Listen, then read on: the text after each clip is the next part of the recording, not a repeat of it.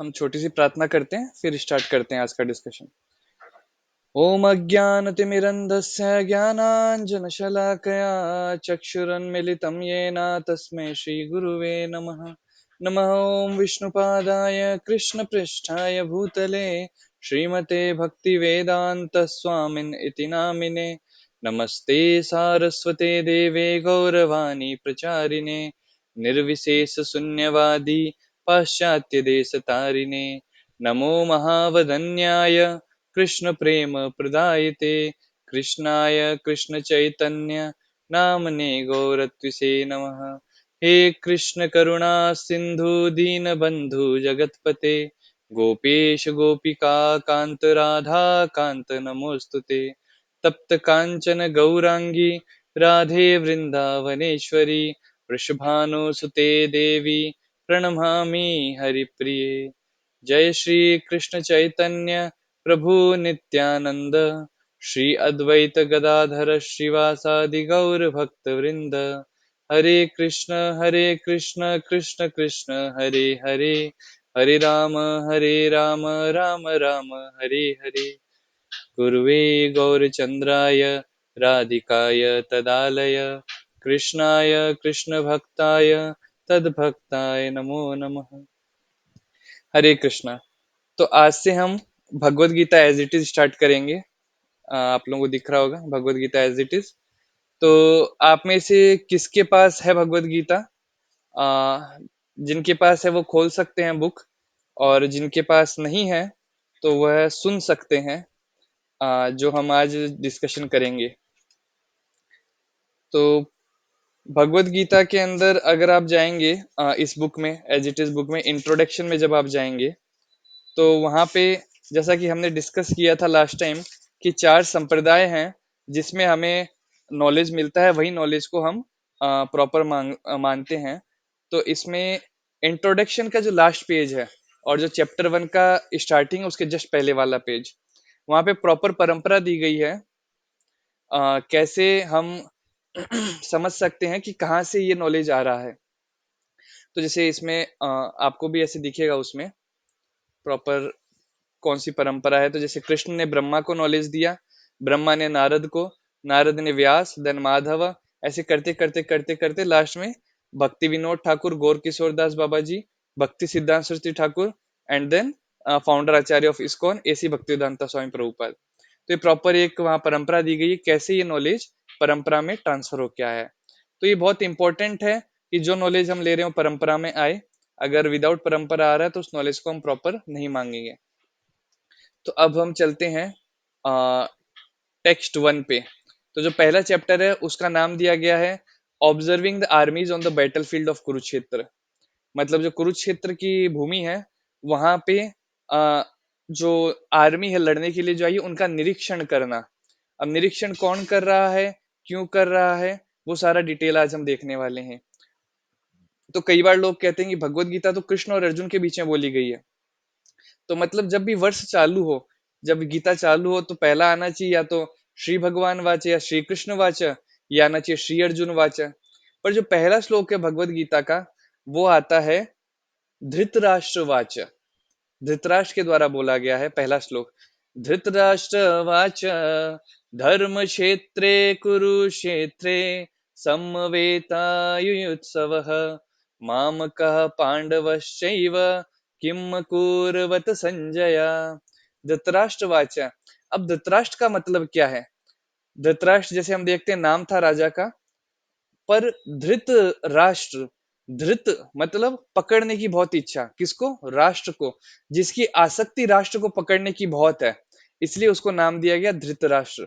तो पहले के समय जब नाम भी दिए जाते थे किसी को तो उसके गुणों के आधार पे दिया जाता था।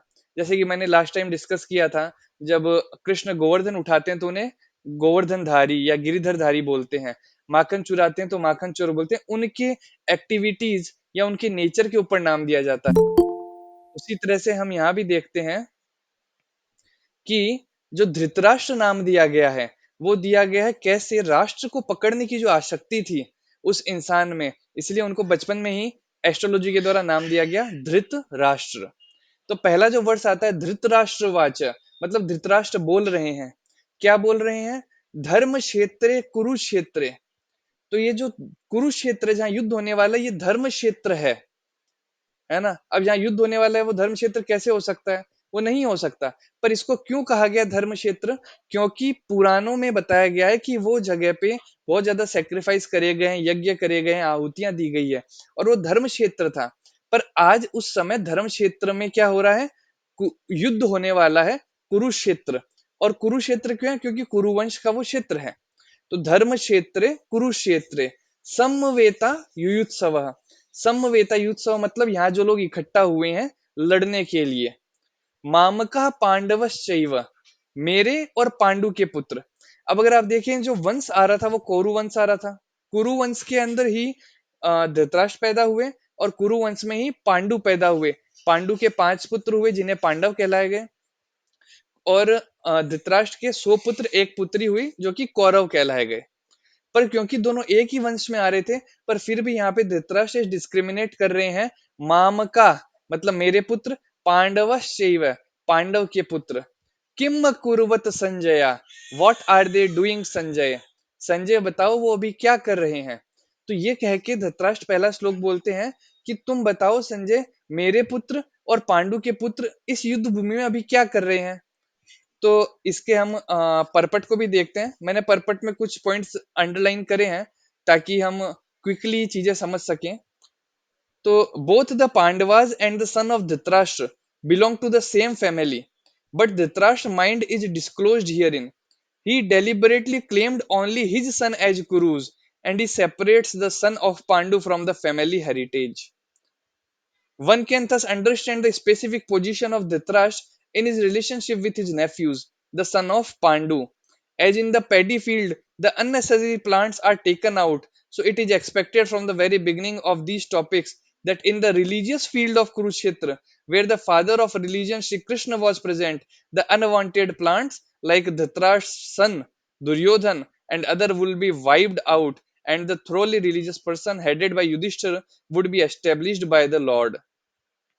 तो क्योंकि धर्म क्षेत्र बताया गया है, और धर्म क्षेत्र में तो धर्म ही फॉलो होगा। धर्म तो साक्षात भगवत प्रणीतम, whoever follows the direction given by Lord is धार्मिक। और यहाँ पे तो धर्म बताने के लिए भगवान स्वयं मौजूद है पांडवों की तरफ में, उनके सारथी बन के बैठे हैं।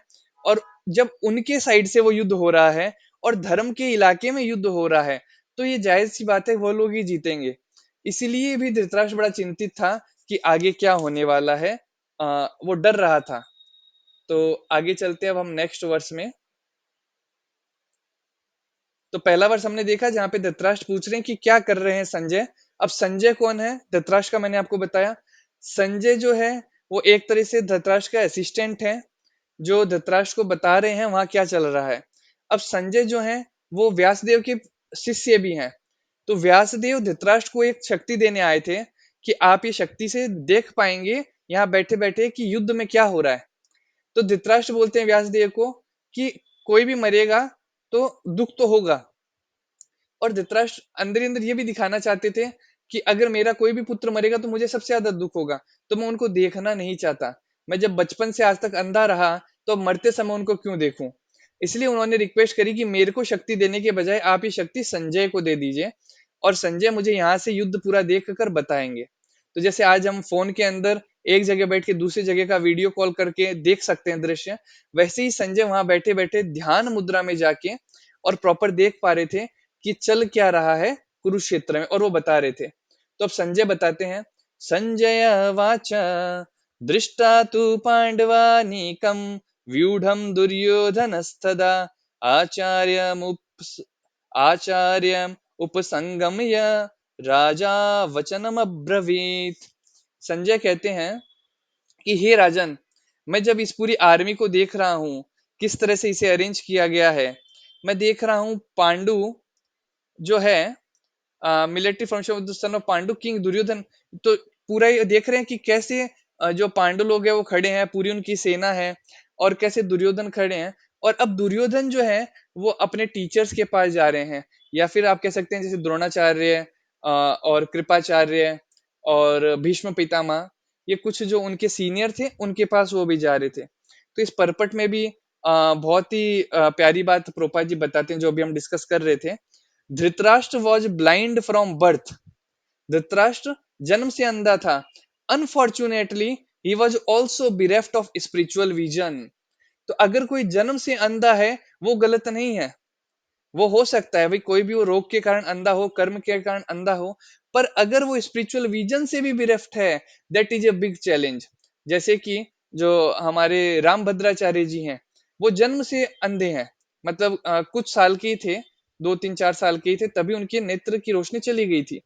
तो जन्म से वो अंधे हैं, पर क्योंकि वो भक्ति में इतने प्रगाढ़ हो गए, भक्ति में उन्होंने इतनी तीव्रता दिखा दी, इसलिए हम समझ सकते हैं कि जन्म से अंधा होने के पश्चात भी वह अंधे नहीं है, क्योंकि उन्हें राम के दर्शन प्राप्त होते हैं। तो Dhritarashtra was blind from birth. Unfortunately he was also bereft of spiritual vision. He knew very well that his sons were equally blind in the matter of religion, and he was sure that they could never reach an understanding with the Pandavas, who were all pious since birth. अब यहाँ पे एक description आता है, युद्ध के just पहले की बात है। तो जो युधिष्ठिर महाराज हैं, वो इतने धर्मपरायण होते हैं कि वो कहते हैं कि देखो, क्षत्रिय का धर्म है कि क्षत्रिय को राज करना चाहिए, और अगर हम राज नहीं करेंगे तो हमारे धर्म के विरुद्ध जाना हो गया। हम क्षत्रिय होके हम भिक्षा मांग के अपना जीवन नहीं जी सकते, क्योंकि हमारा वो धर्म है। तो इसलिए अब वो क्या करते हैं, वो रिक्वेस्ट करते हैं कि मुझे युद्ध नहीं करना। तो इवन यहाँ ऐसा सिचुएशन था कि भीम ने वाव ले रखा था कि मैं तो दुर्योधन की जंगा तोड़ूंगा, जिस जंगा पे उन्होंने द्रौपदी को बैठाना चाहा। मैं दुशासन का छाती फाड़ के उसका खून पीऊंगा, जिससे क्योंकि उसने साड़ी खींचनी चाहिए द्रौपदी की। और भी कई भाइयों को, सबको, तो उन्होंने प्रण लिया था कि 100 के 100 भाई जो इनको मैं मारूंगा, और मैं अकेला ही इन सबको मारूंगा। ये भीम ने प्रण ले रखा था। ऐसे ही कई लोगों ने अलग अलग प्रण ले रखे थे। शकुनी को मारने का किसी ने प्रण ले रखा था। तो अब यहाँ पे सिचुएशन ये होती है, जब युधिष्ठिर महाराज ये कह रहे हैं कि क्षत्रिय का धर्म है कि हमें तो राज करना है, तो हमें पूरा राज्य नहीं चाहिए, हमें सिर्फ 5 गांव दे दो, पांचों भाई को एक एक गांव राज करने के लिए, बस उतना सफिशियंट है। भीम को अपने प्रण याद थे, पर वो हायर प्रिंसिपल को देख के कि लड़ाई से किसी का भला नहीं होता, उस हायर प्रिंसिपल को देखते हुए वो इवन उसको भी एक्सेप्ट करते हैं, ये कहते हुए कि no problem at all, if my elder brother is saying I am ready to follow. क्योंकि एल्डर ब्रदर वॉज धर्म परायण। आजकल लोग उसका गलत मतलब भी लेते हैं। लोग कहते हैं कि whatever my elder brother says और whatever my parents says I should follow, but they should always see कि वो धर्म परायण बात है या नहीं है। ओके, सो यहाँ पे ये हमें देखने को मिलता है कैसे वो अपने वाउ तक को छोड़ने को रेडी थे, just for the desire of elder brother Yudhishthir Maharaj, who was धर्म परायण। और तब कृष्ण जाते हैं उनके तरफ से शांति दूत बन के दुर्योधन की सभा में, और जाके प्रस्ताव करते हैं कि हमें सिर्फ 5 गांव दे दो, हमें युद्ध नहीं चाहिए। पर because Duryodhan was blind, he was not having that wisdom in his heart. He was having the eyes, but he was blind with the intelligence, और अहंकार इतना ज्यादा था कि उस कारण भी वो अंध था। अब उस कारण वो कहता है कि मैं 5 गांव तो क्या, आपको सुई की जितनी नोक भी नहीं, जमीन भी नहीं दूंगा। सुई की जो नोक होती है, मैं उतनी जमीन भी आपको राज करने के लिए नहीं दूंगा। And that made this fight to start. और दुर्योधन के कारण पूरा ये युद्ध होता है, कितने लोग इसमें मारे जाते हैं। Let's come to the next verse. जैसे हम डिस्कस कर रहे हैं, हो सकता है इन बिटवीन आप में से किसी को कोई प्रश्न आए, तो आप लोग अनम्यूट करके प्रश्न पूछ सकते हैं। नहीं तो हम आगे बढ़ते चले जाएंगे, है ना। थर्ड श्लोका। पश्येतां पाण्डुपुत्राणाम् आचार्य महतिं च मुं व्यूढां द्रुपदपुत्रेण तव शिष्येण धीमतः। ओ माय टीचर, ये दुर्योधन बता रहे हैं अपने जो टीचर्स के पास वो गए, उनको बोल रहे हैं, oh my teacher, behold the great army of the sons of Pandu, so expertly arranged by your intelligent disciple the son of Drupad। अब यहाँ पे द्रोणाचार्य को बोल रहे हैं कि जो पूरी आर्मी है कितने अच्छे से अरेंज करी गई है, किसके द्वारा, आप ही के शिष्य द्रुपद के द्वारा, द्रुपद के पुत्र के द्वारा। अब यहाँ पे भी इंसिडेंट में आपको बताता हूँ, द्रुपद का पुत्र कौन था। तो द्रुपद का पुत्र का नाम था दृष्टद्युम्न। तो होता क्या है, द्रुपद और द्रोणाचार्य अपने गुरुकुल के बहुत अच्छे मित्र थे। और द्रोणाचार्य क्योंकि ब्राह्मण के पुत्र थे, गरीब भी थे जन्म से, और जो द्रुपद थे वो तो राजा के पुत्र थे। दोनों में बहुत गहरी मित्रता थी। और द्रुपद ने, जब वो अपना छोड़ रहे थे, वो लोग अपना पढ़ाई पूरा कंप्लीट कर लिए थे, तो द्रुपद ने कहा कि द्रोणा, अगर तुम्हें कभी भी जरूरत पड़े तो तुम मेरे पास आके बेझिझक मांग लेना, तुम्हें जो भी चाहिए मैं तुम्हें, अगर जरूरत पड़ी तो मैं तुम्हें आधा राज्य तक दान कर दूंगा। इतनी गहरी मित्रता थी कि बोले मैं तुम्हें आधा राज्य तक दान कर दूंगा। तो द्रोणाचार्य बोले कोई बात नहीं। फिर समय के साथ द्रोणाचार्य के घर में इतनी गरीबी होती है कि उनके बच्चे को पिलाने के लिए गाय का दूध भी नहीं होता है।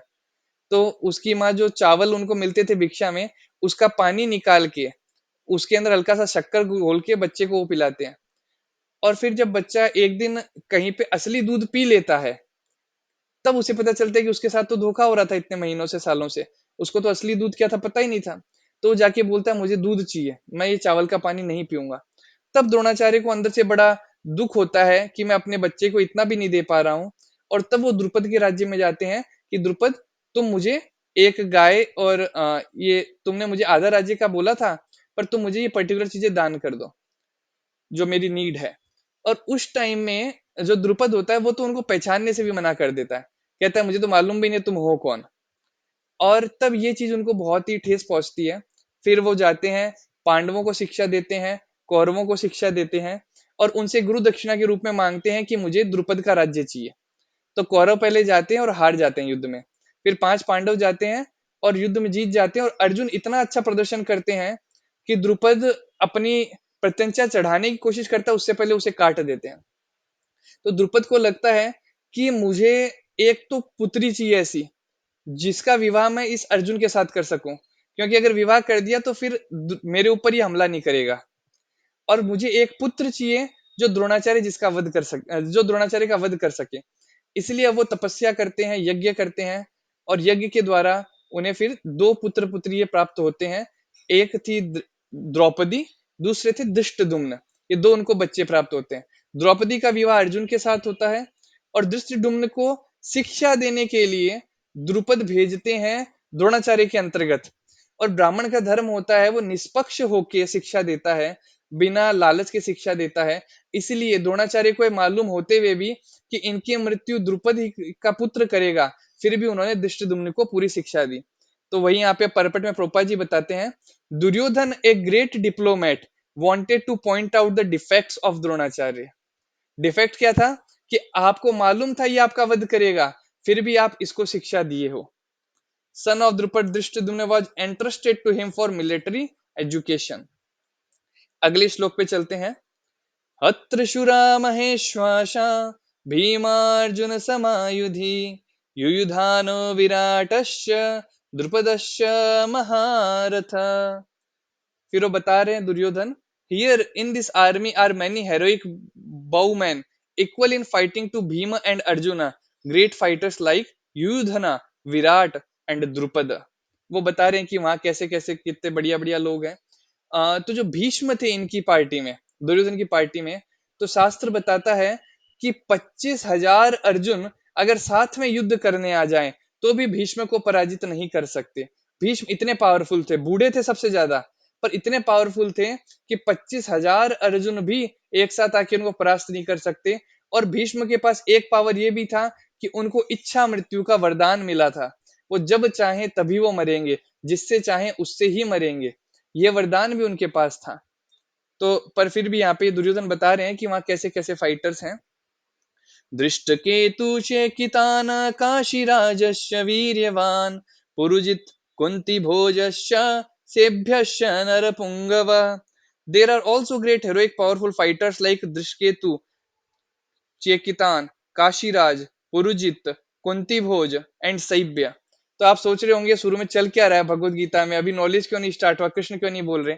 तो जो पहला है जैसे ऑब्जर्विंग द आर्मीज, तो इसके लास्ट में जो आते आते हम देखते हैं कि अर्जुन कंफ्यूज हो रहा है, इश्यूज उसको फेस हो रहे हैं, वो डिप्रेशन में एंग्जाइटी में जा रहा है। और सेकंड चैप्टर से फिर कृष्ण उसको नॉलेज ट्रांसफर करने लगते हैं। तो आगे बढ़ते हैं। युधामनुयुष्य विक्रांत उत्तमो जाशु वीर्यवान शोभदो द्रौपदेयाश्च सर्व एव महारथा। There are the mighty Yudhamanyu, the very powerful Uttamauja, the son of Subhadra and the son of Draupadi. All these warriors are great chariot fighters. अस्माकं तु विशिष्टाये तानि बोध द्विजोत्तम नायका मम सैन्यस्य संज्ञार्थं तान् ब्रवीमि. But for your information, O best of Brahmanas, let me tell you about the captains who are especially qualified to lead my military force. तो पहले जाके उन्होंने बताया कि वहां सामने वाली पार्टी में कौन कौन लोग हैं. अब बता रहे हैं दुर्योधन कि हमारी पार्टी में कौन कौन है युद्ध करने के लिए. और यहाँ पे इस श्लोक में और नेक्स्ट श्लोक में बहुत ही मजेदार बात है जिससे पहले ही पता चल जाता है कि कौन कौन मरने वाला है. भवान् भीष्मश्च कर्णश्च कृपश्च समितिञ्जय अश्वत्थामा विकर्णश्च सोमदत्तस्थितैव च. There are personalities like you. फिर कहा है भीष्म. आइडियली देखा जाए तो भीष्म सबसे ज्यादा पावरफुल है. भीष्म से पावरफुल नहीं है द्रोणाचार्य. पर क्योंकि ये डिप्लोमेट है और इसको पता है कि द्रोणाचार्य को भी उकसाना है, इसलिए ग्लोरीफाई कर रहा है. There are personalities like you. Then Bhishma, Karna, Kripa, Ashwathama, Vikarna, and the son of Somadatta called Bhurishrava, who are always victorious in battle. अन्य च बहवः शूरा मदर्थे त्यक्तजीविता नानाशस्त्रप्रहरणा सर्वे युद्धविशारदा. There are many other heroes who are prepared to lay down their life for my sake. अब दुर्योधन यहाँ क्या बोल रहा है, कितने और हैं यहाँ हीरोज जो कि मेरे लिए अपना जीवन कुर्बान कर देंगे. तो जितने भी लोग हैं दुर्योधन के साइड वो सब मृत्यु पाने वाले हैं, क्योंकि दुर्योधन को भी उस चीज की श्योरिटी है कि they all are going to die for my sec.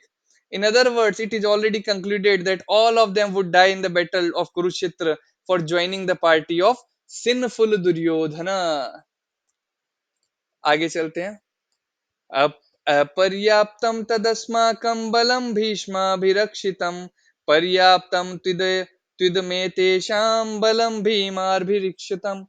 Our strength is immeasurable and we are perfectly protected by grandfather Bhishma, whereas the strength of the Pandavas carefully protected by Bhima is limited. बार बार आप देखेंगे कि जब भी दुर्योधन बात करता था, even आप महाभारत पढ़ेंगे तो वो हमेशा भीम भीम भीम भीम बोलता था. क्यों? क्योंकि हमेशा से वो भीम के प्रति एनवियस रहा है. बचपन में एक लीला आती है जब सब लोग एक पिकनिक स्पॉट पे पिकनिक कर रहे थे जहाँ पास में नदी थी. तो पांडु के पांचों पुत्र भी खा रहे थे प्रसाद और कौरव लोग खाना खा रहे थे अपना. अब होता क्या है उस टाइम में कि जो दुर्योधन है और उसकी टीम है वो लोग प्लान करते हैं और भीम को जाके खीर देते हैं. और उस खीर के अंदर बहुत ही खतरनाक जहर होता है. उस खीर को खा लेता है भीम. खाने के बाद वहां पे बेहोश होके गिर जाता है. तो ये लोग उसको उठाते हैं, उसके शरीर पे एक बड़ा भारी पत्थर बांधते हैं और उसको नदी के अंदर फेंक देते हैं. मतलब आप सोचिए कितना खतरनाक था, बचपन से ही कितना सिंफुल था ये इंसान. उसको नदी में फेंक देते हैं. अब भीम जो है नीचे तैरते तैरते मतलब डूबते चले जाते हैं और नीचे वो डूबते डूबते नागलोक तक पहुंच जाते हैं. जब वो नीचे नागलोक पहुंचते हैं और वो बेहोश हैं, वहां के सांप देखते हैं ये कौन आया है. तो सांप लोग इसको डसते हैं.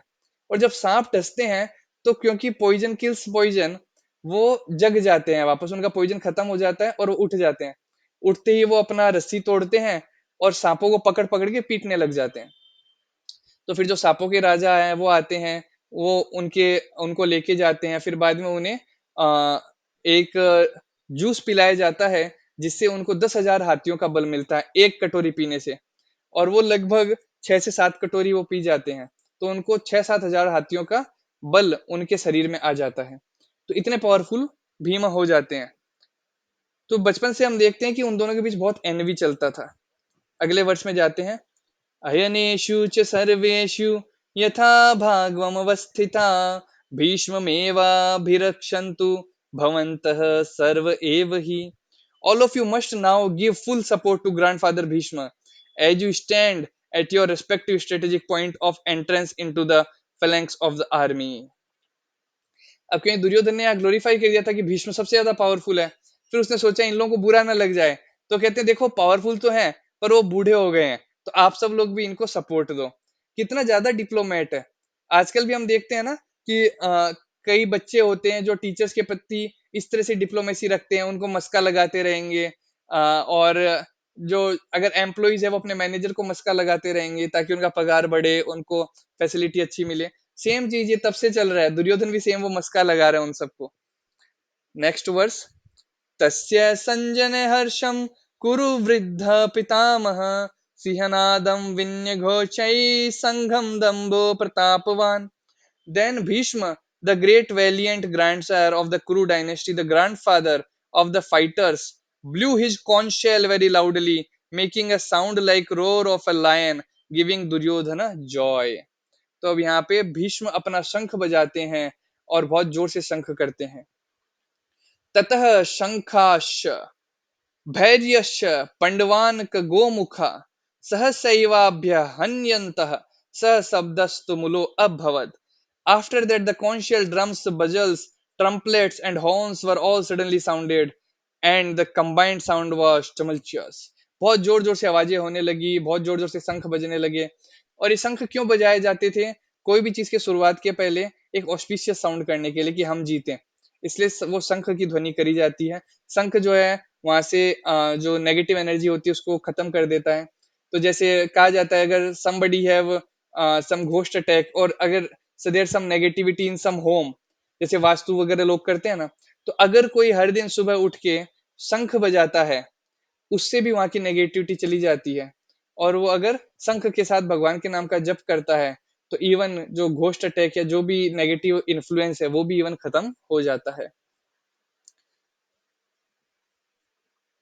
ततः श्वेतैर्हयैर्युक्ते महति शन्धने स्थितौ माधवः पाण्डवश्चैव दिव्यौ शङ्खौ प्रदत्तमतुः। On the other side, both Lord Krishna and Arjuna, stationed on the great chariot drawn by the white horse, sounded their transcendental conch shell. अब यहाँ पे बहुत इंपॉर्टेंट चीज नोट करने की है। In contrast with the conch shell blown by the Bhishma Dev, the conch shell in the hands of Krishna and Arjuna are described as transcendental.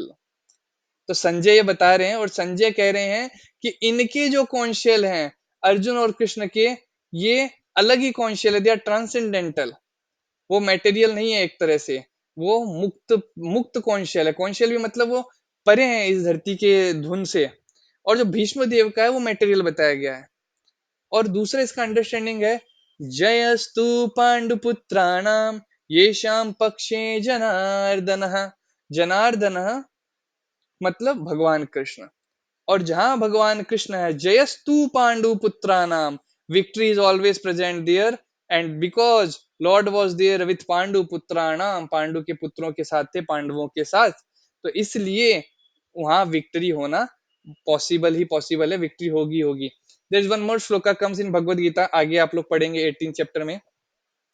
यत्र योगेश्वर कृष्ण यत्र पार्थो धनुर्धरः तत्र श्री विजय श्री भूत्वा ध्रुव नीतिर्मतिर्मम।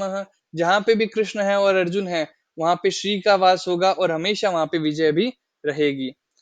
अब नेक्स्ट श्लोक आता है, पांचजन्यम ऋषिकेशो देवदत्तम धनंजय पौंड्रम दंभो महाशंखम भीम कर्मावृकोधरः। तो अब यहाँ पे शंख के नाम दिए गए कि अर्जुन ने अपना शंख बजाया, उसका नाम था देवदत्त। भीम ने बजाया शंख, उसका नाम था पौंड्रक। और ऐसे ही बाकी शंखों के नाम भी एक एक करके आएंगे आगे। जैसे पांचजन्य जो है वो है अ, भगवान कृष्ण का शंख जो है वो है पांचजन्य, जो उन्होंने एक राक्षस को मारा था और उससे वो शंख प्राप्त किया था। तो इसके अंदर एक चीज और समझने की आती है, जिन भी शंख का नाम दिया गया है, मतलब जिन भी लोगों ने शंख बजाया और उन शंख का नाम दिया गया है, वो लोग ही युद्ध के बाद में बचे हैं। और जितने लोगों के शंख के नाम नहीं आए वो सब मर गए हैं। इसका हम परपट पढ़ते हैं, बहुत ही इंपॉर्टेंट परपट है ये। ये अभी हम 15th वर्ष पढ़ रहे हैं फर्स्ट चैप्टर का।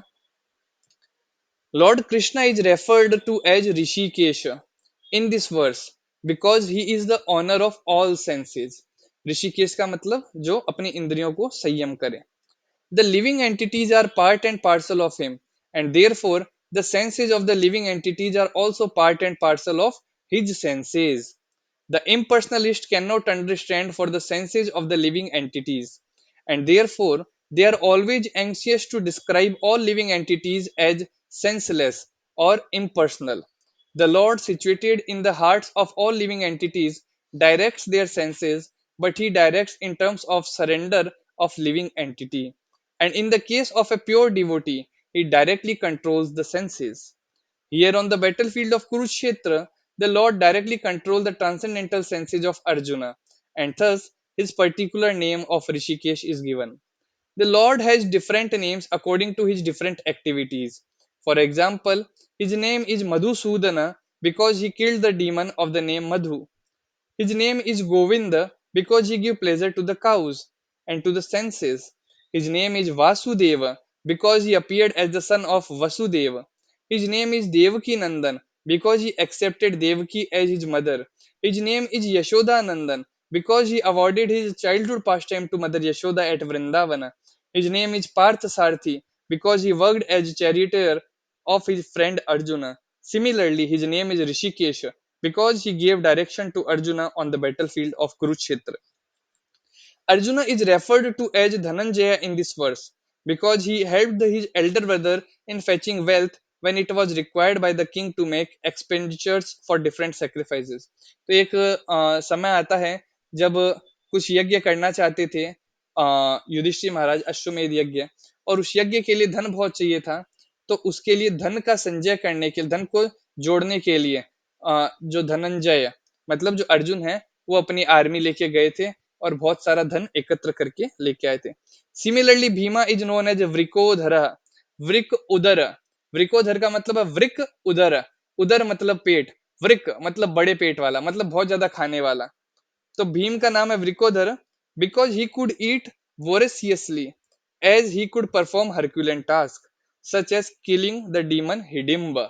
तो हिडिम्ब नाम का एक राक्षस था जिसको भीम ने मारा था और उसको मारने के बाद भीम ने उसकी जो बहन थी हिडिम्बा उससे विवाह किया था और हिडिम्बा से भीम को पुत्र पैदा होता है जिसका नाम था घटोत्कच और घटोत्कच से पुत्र पैदा होता है घटोत्कचों को शादी के पश्चात और उसका नाम था बर्बरिक और वह जो बर्बरिक है वह आज आप देखते हैं राजस्थान में एक फेमस टेम्पल है खाटू श्याम बाबा बोलते हैं all over India even out of India भी ये टेम्पल बहुत जगह बनाया गया है बट जो एग्जैक्ट टेम्पल है that is Khatu area and there the name is given Khatu Shyam that is the Barbarik the son of Ghatotkach या फिर आप कह सकते हैं grandson of Bhima beginning with the Lord. So the particular type of conch shell blown by different personalities on the side of Pandavas, beginning with the Lords, were all very encouraging to the fighting soldiers. On the other side, there were no such credits, nor the presence of Lord Krishna, the supreme director, nor that of the goddess of fortune. So they were predestined to lose the battle. And that was message announced by the sounds of the conch shell.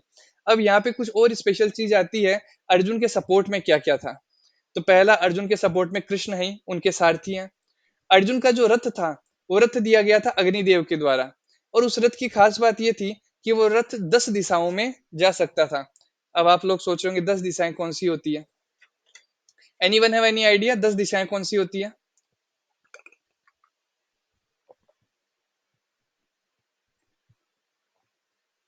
किसी को कोई idea है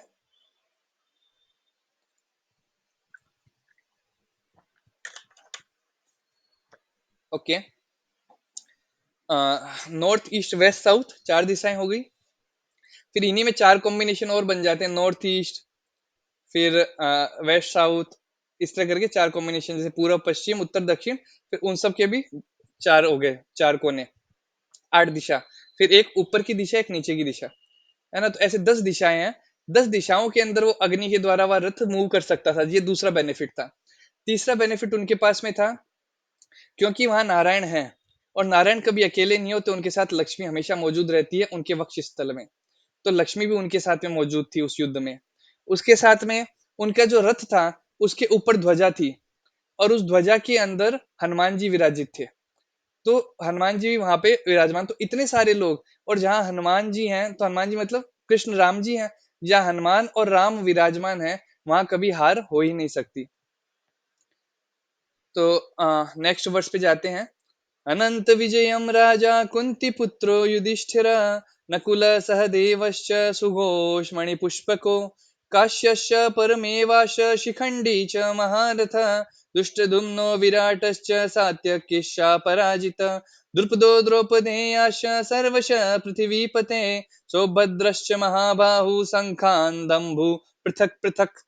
तो king Yudhishthira the son of Kunti blew his conch shell Anantavijaya, नाम था कॉन्शेल का। नकुल सहदेव ने अपने बजाय सुघोष और मणि पुष्प का। Great Archer the king of Kashi, great fighter Shikhandi Dhrishtadyumna Virat, the unconquerable Satyaki, Drupad, the son of Draupadi, and the others king, the mighty armed son of Subhadra, all blew their respective conch shell। अब बाकी के conch shells के नाम नहीं लिए गए हैं, सिर्फ 5 पांडव के और कृष्ण के conch shell के नाम ही आए हैं। इसका मतलब है ये लोग ही लास्ट में बचने वाले हैं, बाकी सब मरने वाले हैं। परपट में प्रभुपाद लिखते हैं, beginning with the grandsire Bhishma down to the grandson like Abhimanyu and others, including kings from many states of the world, all were present there and all were doomed. The whole catastrophe was due to the king Dhritarashtra because he encouraged the policy followed by his son। तो ये बहुत important चीज यहाँ जानने की है कि जैसे आप में से कई लोगों की अभी शादी हो गई, कई लोगों की होने वाली है, तो ये बहुत इंपॉर्टेंट यहाँ लेसन दिया हुआ है कि the whole problem happened by King Dhritarashtra because he encouraged the policy followed by his son। तो कई बार ऐसा होता है कि बच्चे गलत डिमांड भी करते हैं, हो सकता है हम लोग भी गलत डिमांड हमारे पेरेंट्स से करते हो और वो उसको अप्रूवल दे देते हैं जस्ट ड्यू टू अटैचमेंट, हमसे सिर्फ अटैचमेंट के कारण। पर ये हमेशा माता पिता की एक जिम्मेदारी होती है। जननी न सस्यात पित्रो न सस्यात गुरु न सस्यात भार्या न सस्यात। श्रीमद् भागवतम में श्लोक आता है कि आपको माँ बनने का हक नहीं है, आपको पिता बनने का हक नहीं है, आपको गुरु बनने का हक नहीं है, आपको पत्नी बनने का हक नहीं है, अगर आप अपने डिपेंडेंट को तारने में सक्षम नहीं है। तो यही ड्यूटी होती है पेरेंट्स की भी कि वह अगर पुत्र या पुत्री कुछ गलत चीज भी बोल रहे हैं, they should take the right decision there, they should tell what is right. if they are saying that this is right and still they are not following, kids are not following, then parents should force to follow that। but again ऐसा भी नहीं कि हमेशा parents are correct. What parents are saying that should be धर्म परायण। वो अगर धर्म परायण है then it's the duty of child also to follow what parents are saying. जैसे कि हमारे यहाँ महाराष्ट्र में एक जगह है पंढरपुर नाम से, बहुत ही प्यारा धाम है, वहां पे रुक्मणी विट्ठल विराजमान है। तो विट्ठल की लीला आती है कि विट्ठल जाते हैं अपने वहां एक भक्त से मिलते हैं और वो भक्त अपने माता पिता की सेवा करता रहता है और उस समय वो भक्त एक ईंट उठा के पीछे भगवान कृष्ण को देता है और कहता है प्रभु आप इस पे विराजमान होइए, आप प्रतीक्षा करें, मैं आता हूँ, मेरे माता पिता की सेवा करके मैं कुछ क्षणों में आता हूँ। अब वो भगवान उस पे खड़े हो जाते हैं प्रतीक्षा में, ऐसे ऐसे करके प्रतीक्षा के पोस्चर में खड़े हो जाते हैं। विट, विट मतलब ईंट पर, विट्ठल जो उस ईंट पर खड़े हैं प्रतीक्षा के रूप में। तो आज भी भगवान वहां खड़े हैं और वो जो भक्त है वो अपने माता पिता की सेवा कर रहा था, तभी सामने से भगवान का वैकुंठ विमान आता है और वो परिवार समेत उन सबको वैकुंठ धाम ले जाता है। और भगवान वहां आज तक प्रतीक्षा कर रहे हैं अपने उस भक्त के आने की। तो ये एग्जाम्पल कई बार लोग कोट करते कि देखो वो अपने माँ बाप की सेवा कर रहा था और भगवान उसकी प्रतीक्षा करते रह गए। पर यह भी जानना जरूरी है उसके माँ बाप कैसे थे। तो उसके माँ बाप जो थे भगवान के पूर्ण शुद्ध भक्त थे और इसलिए जब वो उनकी सेवा कर रहे थे तो वो भी भक्ति प्राप्त करे अपने जीवन में और भगवान उनसे प्रसन्न हो गए। तो इसलिए माँ बाप का ये दायित्व भी है कि वो कृष्ण भावनामृत जो भक्ति है, कृष्ण की भक्ति है, इसको एक्सेप्ट करें परंपरा में और फिर ये भक्ति अपने पुत्र पुत्रियों को भी प्रदान करें। तो अगर हमारे माता पिता भक्ति नहीं करते हैं तो हम उनको एंकरेज कर सकते हैं और अगर आप लोग भक्ति अच्छे से करेंगे तो आपके बच्चे भी फ्यूचर में अच्छे से भक्ति कर पाएंगे। आगे बढ़ते हैं 19 श्लोक में। अगर किसी का कोई प्रश्न है तो अनम्यूट करके पूछ सकता है या चैट पे भी टाइप करके भेज सकता है। हम और आगे बढ़ते हैं। सघोषो धातराष्ट्राणां हृदयानि व्यधारयत् नभश्च पृथ्वीं चैव तुमुलो अभ्यनुनादयन्। The blowing of these different conch shells became uproarious, vibrating both in the sky and on the earth. It shattered the heart of the son of Dhritarashtra। तो जब आपने पहले कॉन्शियल पढ़ा था तो उसमें ये मेंशन नहीं था कि सबके हार्ट जो है कप कपा गए थे, पर यहाँ मेंशन है क्या कि सबके हार्ट कप कपा गए, इवन दुर्योधन का हार्ट भी कप कपा गया उन कॉन्शियल उन शंखों की आवाज सुन के। तो जैसे शेर जब शिकार करता है तो आप देखेंगे शेर पहले जोर से दहाड़ता है, तो उसकी जो दहाड़ है उससे सामने वाला जीव डर जाता है और तब इजीली उसका शिकार शेर कर लेता है। तो कहते हैं अगर आपने डरा दिया किसी को तो आपने उसको आधा पराजित तो कर ही दिया, फिर आधा पराजित तो बस आपके अस्त्र शस्त्र करने में उसको सक्षम हो जाएंगे। वैसे ही यहाँ पे होता है कि उनके शंख से ही आधे वो लोग पराजित हो चुके थे, इतना जोर से शंख उन्होंने बजाया। परपट में प्रोपर लिखते हैं, one who take shelter of the supreme lord has nothing to fear even in the midst of the greatest calamity. अगर कोई भगवान की शरण लेता है उसको फिर कोई डर नहीं होना चाहिए। भगवत गीता में ये श्लोक 18वें अध्याय में भी आता है, सर्वधर्मान् परित्यज्य मामेकं शरणं व्रज अहम त्वं सर्व पापेभ्यो मोक्षयिष्यामि मा शुचः। भगवान कहते हैं कि तुम अगर मेरी शरण लोगे तो तुम्हें मैं सभी पापों से मुक्त कर दूंगा। मोक्षयिष्यामि मा शुचः, मा शुचः मतलब डू नॉट फियर, तुम्हें डरने की कोई जरूरत नहीं है। जिस चीज की तुम्हारे पास कमी है वो मैं दूंगा, और जो तुम्हारे पास ज्यादा है वो तुम्हारे पास रखूंगा, उसे खत्म नहीं होने दूंगा। ये कृष्ण श्योरिटी देते हैं। तो यहाँ पे नेक्स्ट श्लोक पे जाते हैं। अथ व्यवस्थितान दृष्टा धातराष्ट्रान कपिध्वज प्रवृते शस्त्र संपाते धनुरुद्धम मय पांडव ऋषिकेशम तदा वाक्यम इदमाह महीपते। एट दैट टाइम, अब इस समय अर्जुन बोलता है अपने चैरियट की तरफ में, उस चैरियट पे जिसपे हनुमान जी का झंडा है, अपने बाऊ को हाथ में रखते हुए ऐसे इशारा करता है कृष्ण की तरफ कि कृष्ण चलो। अब क्या बोल रहे हैं अर्जुन? अर्जुन वाच सेनयोरुभयोर्मध्ये रथम स्थाप्य मैं अच्युत यावदेता निरीक्षे अहम योधधुकाम मनवस्थितान कैर्म्या स योद्धव्यम योद्धव्यम अस्मिन् रणसमुद्यमे। कह रहे हैं, अर्जुन कह रहे हैं सेनयोर उभयोर मध्य, सेना के बीच में लेके चलो मेरे को कृष्ण। क्यों लेके चलो? मैं देखना चाहता हूँ कौन कौन यहाँ लड़ने के लिए आया है और कौन कौन यहाँ मेरे सामने खड़ा है। परपट में प्रभुपाद लिखते हैं कि भगवान जो है, भगवान को आदेश दे रहे हैं अर्जुन, और भगवान सारथी बन के बैठे हैं। तो the servitor is always ready to render service to the lord. भगवान के जो भक्त है वो भगवान के लिए हमेशा सेवा करने के लिए उन्मुख होते हैं। उसी प्रकार भगवान भी हमेशा बस एक अपॉर्चुनिटी खोजते रहते हैं, कैसे मैं मेरे भक्त की सेवा कर सकूं। इसी का एक उदाहरण हम देखते हैं, यत्र राम यत्र ईश्वर साम सार रामेश्वर। हम वर्णन सुनते हैं जब भी रामेश्वरम के बारे में, तो वहां दो जवाब दिए जाते हैं। एक जवाब है कि राम के जो ईश्वर हैं वो रामेश्वर है, और राम जिनके ईश्वर हैं वो रामेश्वर हैं। तो बहुत ही प्यारी लीला आती है। राम जी बताते हैं, आ, वहां पे लक्ष्मण जी और सीता माता सब बैठे होते हैं, तो राम जी बोलते हैं कि मेरे जो ईश्वर हैं शिव जी, मैं उनकी आराधना करते हुए इसको नाम देता हूँ रामेश्वर। और वहां पे ऊपर शिव जी पार्वती जी को बोलते हैं कि मेरे प्रभु कितने चतुर हैं, मेरे प्रभु इतने चतुर हैं कि वो बोल रहे हैं कि वो मेरे मैं उनका ईश्वर हूँ, पर एक्चुअली क्या है, वो मेरे ईश्वर है, इसलिए उस जगह का नाम रामेश्वर पड़ा है। आप लोगों ने सुना होगा एक मंत्र है जो शिव जी हमेशा जप करते रहते हैं। दो मंत्र है, बहुत फेमस मंत्र है।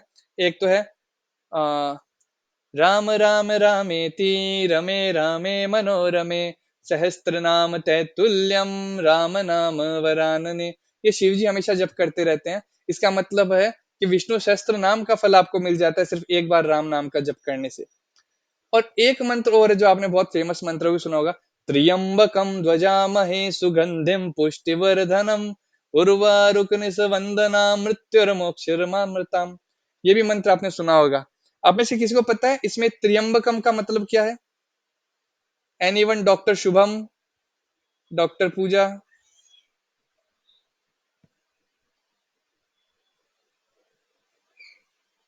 Any idea? डॉक्टर संध्या, डॉक्टर आकांक्षा? ओके। त्र्यंबकम का मतलब होता है त्रिअंब। अंब मतलब मदर। त्रिअंबकम, जिनकी तीन माँ है उनका मैं आराधना करता हूँ। तीन माँ किसकी है? राम जी की है ना? राम जी की तीन माँ थी, कौशल्या, केकई और सुमित्रा। तो तीनों माएँ थी, तो इसलिए वो वहां पे त्रिअम्बकम लिखा गया है। Just a second.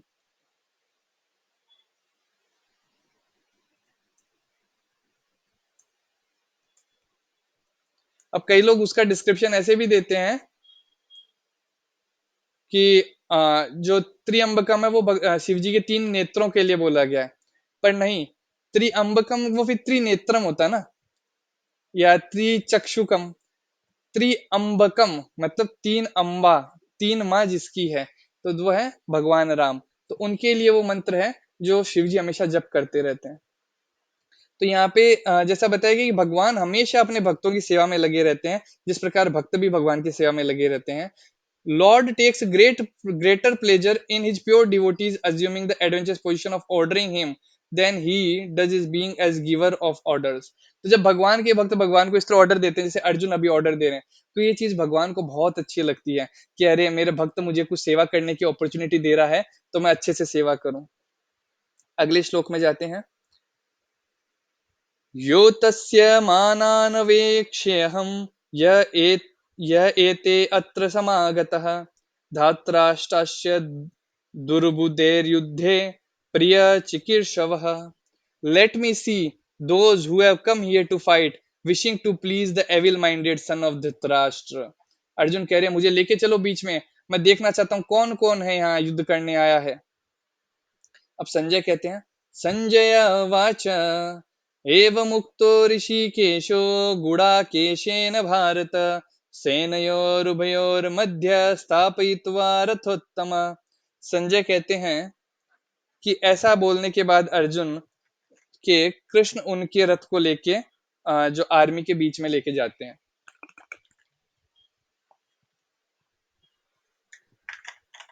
तो अब अर्जुन पूरी आर्मी के बीच में पहुंच गए हैं। अब देख रहे हैं कि क्या चल रहा है वहां पे। भीष्म द्रोण प्रमुखतः सर्वेषां च महीक्षिताम् उवाच Partha पश्येतान् समवेतान् कुरुनीति। In the presence of Bhishma, Drona, all the other chieftains or captains of world, Lord said, "Just behold Partha, all the Kurus assembled here." Partha, अब देखो सारे के सारे यहाँ कुरु एक साथ इकट्ठे हैं। अब बहुत ही मजेदार चीज होने वाली है। पहले अर्जुन बोल रहा था मुझे लेके चलो, मुझे लेके चलो, सबके बीच में लेके चलो, मैं देखना चाहता हूँ कौन कौन युद्ध करने आए हैं। अब कृष्ण उनको लेके आ गए हैं। तो कई बार हमारे साथ भी ऐसा होता है, हम लोग कहते हैं वहां चलो, वहां चलो, I will achieve this thing, और वहां जाने के बाद बाकी कॉम्पिटिटर्स को देख के हम थोड़े हम्बल हो जाते हैं। पर हम लोग हम्बल हो जाते हैं फियर के कारण। यहाँ पे अर्जुन हम्बल होंगे कंपेशन के कारण। तत्र पश्य तत्र पश्चात स्थितं पार्थ पितृनथ पितामहान् आचार्यान् मातुलान् भ्रातृ पुत्रान् पौत्रान् सखींस्ततान् शुशुरान् सुहृदश्चैव सेनयोरुभयोरपि। अर्जुन जब देखते हैं कि यहाँ तो मेरे ही सारे रिश्तेदार हैं, मेरे पिता तुल्य लोग हैं, मेरे दादा हैं, पितामह, मेरे गुरुजन हैं, मेरे चाचा ताऊ हैं, मेरे भाई हैं, मेरे पुत्र के समान बच्चे हैं यहाँ पे, मेरे पुत्र जैसे लोग हैं, मेरे मित्र हैं, और मेरे फादर इन लो, मेरे ससुर भी हैं, है ना, फादर इन लो, या फिर आप कह सकते हैं ननियाल साइड वाले भी, एंड वेल विशर्स, ये सब लोग यहाँ पे मौजूद हैं। तान समीक्ष्य स कौन्तेय सर्वान् बंधुन वस्थितान् कृपया पर्याविष्टो विषिदन्ते अब्रवीत। जब कुंती के पुत्र अर्जुन ये सब देखते हैं, तो he became overwhelmed with compassion and spoke thus। तो यहाँ पे बताया गया है कि उनको कंपैशन होता है, उनको वहां पे डर नहीं लग रहा, उनको कंपैशन आ रहा है। तो that is a difference between us and them. Arjun में हम लोगों को क्या होता है, फियर आता है हमें, सबसे पहले हम डिप्रेशन में जाते हैं उस कारण, पर यहाँ कंपैशन के कारण ये डगमगा रहे हैं। Arjun watch is 1154। कितने श्लोक बाकी हैं फर्स्ट चैप्टर में? फर्स्ट चैप्टर टोटल 46 श्लोक है, तो हम 30 तक आज पढ़ेंगे। 30 के आगे हम नेक्स्ट टाइम डिस्कस करेंगे। अर्जुन वाच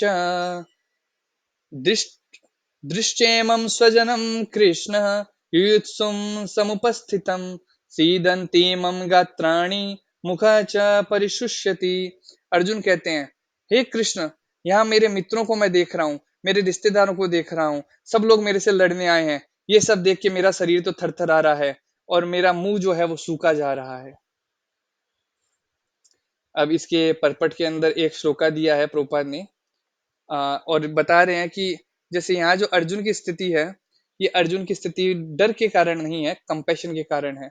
और फिर एक श्लोका प्रभुपाद जी देते हैं, such symptoms in Arjuna were not due to weakness but to his soft heartedness, a characteristics of a pure devotee of the Lord. It is said therefore, यस्याक्ति भक्तिर Bhagwati अकिंचना सर्वैर्गुणैस्तत्र समासते सुरा हरा अभक्त अभक्तस्य कुतो महद्गुणा ममोरथेनास्ति धावतो बहि.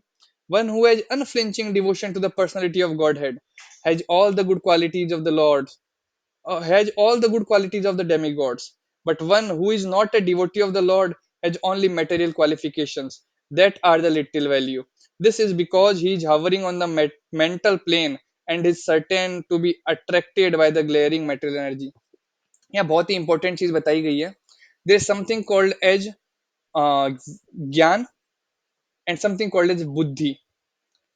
तो ज्ञान जो है आपके पास हो सकता है, जैसे कि आप लोग एक एग्जांपल लें, अगर जैसे मैंने इंजीनियरिंग करी, मैंने बीटेक करा, तो मेरे को वो जड़ विद्या का ज्ञान मिल सकता है कि सॉफ्टवेयर को कैसे बनाना है, कोडिंग कैसे करनी. दिस इज कॉल्ड एज ज्ञान. बट मेरे में बुद्धि नहीं है कि भक्ति कैसे करनी है. तो जब भी बुद्धि शब्द इस्तेमाल किया जाता है, वो शास्त्र परायण होता है कि शास्त्र में दिए हुए चीजों को फॉलो करना, शास्त्र में दिए हुए चीजों के अनुसार बात करना और धर्म की प्रति बात करना. और ज्ञान का जब होता है, तो ज्ञान मतलब knowledge. Knowledge which is like जो हम कहीं से भी गैदर कर सकते हैं, that is the knowledge, that is ज्ञान. बट बुद्धि जब हम कहते हैं, दैट इज स्पिरिचुअल नॉलेज. वे पुतुश्च शरीरे मे रोमहर्षस्य जायते गांडीवम श्रमस्ते हस्तात् त्वक्चैव परिदध्यते. My whole body is trembling, my hair is standing on end, my bow Gandhiva is slipping from my hand and my skin is burning. तो आप भी देखेंगे, जो डिप्रेशन के पेशेंट होते हैं उसमें सेम सिम्टम्स दिखेंगे आपको कि whole body is trembling, hair standing on the end, उनके हाथ से सामान छूट जाता है, उनकी जो स्किन है उनको बर्निंग सेंसेशन महसूस होता है, उनका गला सूख जाता है. न च शक्नोमि अवस्थातुम भ्रमतीव च मे मनः निमित्तानि च पश्यामि विपरीतानि Keshava. I am now unable to stand here any longer. मेरे पांव थरथरा रहे हैं. I am forgetting myself. मेरी यादाश्त कमजोर हो रही, मैं खुद को भी भूल जा रहा हूँ. My mind is reeling. मेरा दिमाग है चिल्ला रहा है मेरे ऊपर. I see only cause of misfortune, O Krishna killer of the Keshi demon. तो अब यहाँ पे जब भगवान को वो बोल रहे हैं कि killer of the Keshi demon, killer of the Keshi demon मतलब उसका नाम क्या, भगवान का वहां पे केशवा, जिन्होंने केसी नामक राक्षस को मारा. अब जो केसी नामक राक्षस है, उसको रिप्रेजेंट किया जाता है, ये जो अपना मन जो विचलित हो रहा है इससे भी. तो भगवान, क्योंकि आपने केसी को मार के वो चीज खत्म करी, तो मैं आपसे यहाँ प्रार्थना कर रहा हूँ, आप मेरे भी इस मन की चीज में जो एक ये विपदा आन पड़ी है, इसको आप सही करें. द वर्ड्स निमित्तानि विपरीतानि are significant. When a man sees only frustration in his expectations, he thinks, why am I here? Everyone is interested in himself and his own welfare. No one is interested in the supreme self. Arjuna is showing ignorance of his real self interest by Krishna's will. Once real self interest lies in Vishnu or Krishna, the conditioned soul forget this and therefore suffers material pains. Arjuna thought that his victory in the battle would only by the cause of lamentation for him. तो जब तक हम इसी में रहेंगे, मैं मेरा और जो मेरे से जुड़ा है, तब तक हम कभी सुख नहीं पा सकते जीवन में. हमेशा कोई ना कोई कारण हम एंजाइटी का अपने जीवन में ले ही आएंगे. वही चीज यहाँ अर्जुन के साथ हो रही है. जब अर्जुन हर चीज को खुद से रिलेट कर रहा है, ये मेरे रिश्तेदार है, ये मेरे जानकार है, ये मेरे बच्चे हैं, ये मेरा परिवार है, तब तक वो इसके अंदर इतना ज्यादा तड़पता रहेगा कि वो उससे परे सोच ही नहीं सकता. But the moment person thinks that he is not the body, he is the soul, ये शरीर नहीं आत्मा है और आत्मा परमात्मा से जुड़ी हुई है. There is a connection between soul and god, that moment he get the path to deliver. तब उसको समझ में आता है कि what is right what is wrong. तो यहाँ पे हम देख रहे हैं कैसे अर्जुन अभी डिस्टर्ब हुआ है। आगे वाले जो आगे हम पढ़ेंगे उसमें अब अर्जुन क्वेश्चन रेज करेगा, और जब वो क्वेश्चन सुनेंगे तो हमें भी लगेगा कि what Arjun is saying that is correct. Arjun कई रीजन देगा क्यों उसे नहीं लड़ना चाहिए, और फिर कृष्ण बताना चालू करेंगे कि क्या सही है क्या गलत है। और जब कृष्ण ज्ञान देंगे वो पूरा, तो कृष्ण हमें वो सारा ज्ञान देने वाले हैं जो हमें पूरे जीवन में लगने वाला है। तो जैसा कि हमने 1 घंटे का सेशन का प्लान किया था, 12 बज चुका है। किसी का अगर कोई प्रश्न है तो पूछ सकते हैं। हम 30 से 40 सेकंड वेट करते हैं अभी। उसके बाद में अगर कोई प्रश्न नहीं होता है तो हम आज की कक्षा को यहीं विराम देंगे। हरे कृष्ण।